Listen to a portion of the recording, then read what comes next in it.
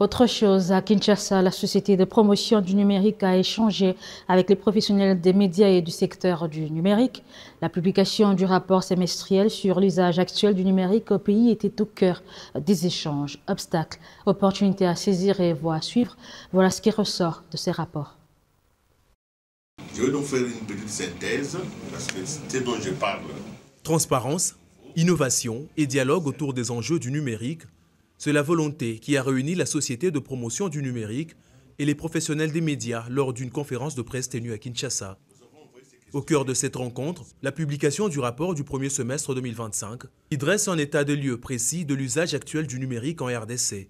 Le document identifie les principaux obstacles freinant la transformation digitale du pays, tout en mettant en lumière les opportunités à saisir pour un développement inclusif et durable. La première fonction a été la fonction fatigue, contact avec les ministères, et nous avons compris que la plupart des ministères n'utilisaient pas les moyens numériques à leur disposition pour être en contact avec les publics.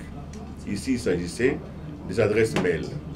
Nous avons suggéré par rapport à cela un certain nombre de choses pour que celles-ci soient faites dans les plus brefs délais, afin que notre administration puisse respirer cette ère du numérique.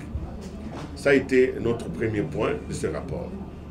Le deuxième point, nous avons voulu faire un clin d'œil aussi à toutes les entreprises d'État ou privées qui ont déjà mis en place des paiements numériques digitalisés et encourager d'autres à le faire parce que la dématérialisation des moyens de paiement peut combattre la corruption, la fraude, les emplois fictifs, mais surtout aussi faire gagner du temps énormément à la population. La SPN appelle ainsi à une mobilisation collective, pouvoir public, secteur privé, société civile, les médias, en vue d'une transformation numérique harmonieuse, sécurisée et créatrice de valeur. Et je suis vraiment content que la presse ait pu répondre favorablement à la SPN et nous l'encourageons aussi en tant que presse de s'organiser en réseau de journalistes du numérique pour que les informations sur le numérique, la formation sur le numérique soient assurées. Vous avez compris, nous sommes tous demandeurs de la maîtrise des concepts, notamment celui du numérique.